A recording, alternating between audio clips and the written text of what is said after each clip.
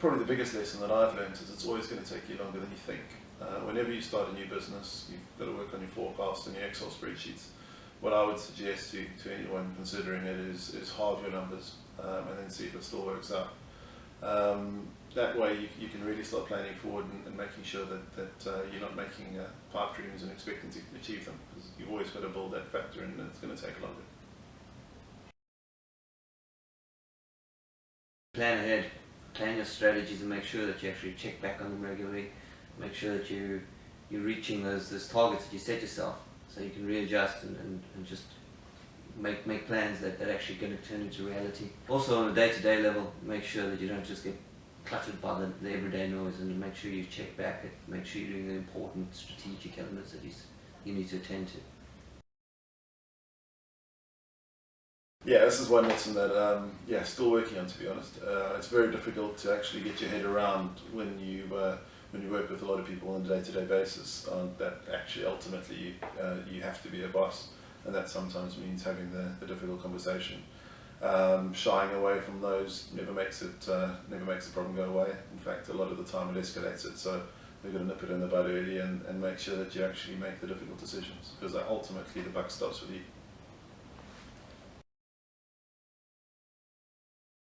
So from a numbers perspective, you always need to forecast your numbers and then have a monthly meeting with your accountant or a finance team if you're lucky to have one. Those numbers paint a very definite picture, and it takes the entrepreneurial enthusiasm, optimism out of the picture, and actually paints a very, very accurate picture of where you are. When you're doing really well, that's great, and that's an easy conversation. But when things aren't going to forecast, then it's a little bit more difficult. But you've got to understand the reasons why, because again, those aren't going to go away. Yeah, but also on client accounts, the same thing. You've got to be keeping a careful eye on how those client accounts are performing. Make sure that you're hitting those numbers, because ultimately if something is going wrong, you're going to pick it up earlier. You're going to be able to head off any sort of escalations before they happen. Very, very important to keep a close eye on client numbers as well. One of the other lessons is, as you grow bigger and bigger, you've got to realise that you can't do everything.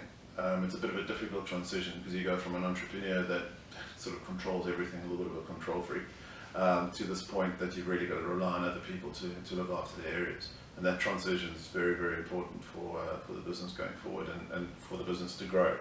You have to let that go to the people that you trust, and obviously put a structure in that you can go back to them and make sure that works well. You've got to take the time to inspire your team and to work with those people to make them better and understand the areas and how their contribution affects the entire agency. There's a really good African proverb on this one, actually. It's if you want to go fast, go alone, but if you want to go far, then you've got to go together. The closest thing that I can compare running a busy digital agency to is probably playing about 8 games of chess concurrently. Each one of those games of chess is a different sector, from HR to sales and marketing to production to what have you. And it's really important that you take the time to really give input in those areas, otherwise things can quickly unravel. Yeah, you've got to keep an eye on, sometimes clients have unrealistic demands on your time, and it's important to recognise when this is happening, and you need to treat all your clients fairly equally in terms of how much time you can devote to their needs. And in certain cases you've got to pick your clients wisely and choose whether the relationship works for you or not. One of the biggest motivators for me is competition. We're obviously always looking at other agencies, what they're doing with their clients, and what sort of bar they're setting, and obviously always trying to achieve better results than they are. But one thing you've got to be very careful of is comparing your insides to other people's very polished exteriors. Every business that I've ever been involved with always has an element of issues that they're trying to sort out at the one time.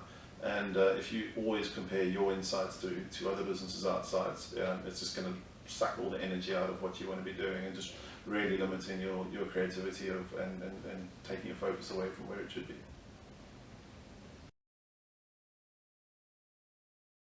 This is probably a big area for me that I do struggle with. When people ask how the business is going, how the agency is going, I'm always use the term getting there.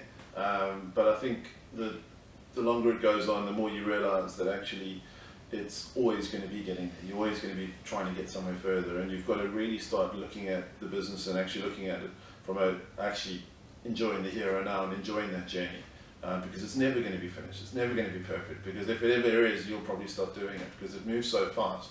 And that's one of the things that actually got me into this industry. So, you know, if it ever slowed down, I'd probably get bored. Making mistakes is part of this process. You always will make mistakes. Don't beat yourself up too much about them. Yeah. But you need to learn from those mistakes. You'll be humble enough to learn from those mistakes. Accept that it is going to happen. If you're not making mistakes, you're probably not pushing hard enough. So it's important to try those things. We're in marketing. It's never going to be 100% right.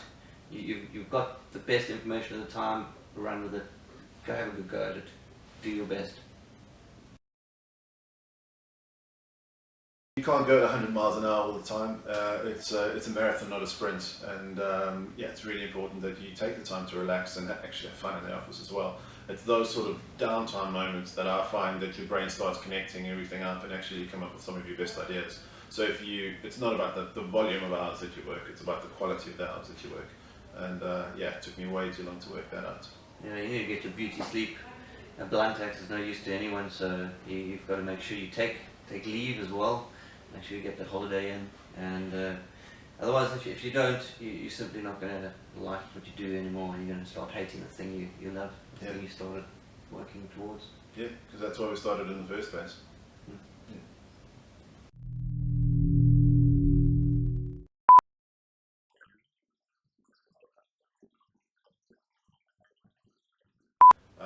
It's really important for me to read my notes. And you read my line. You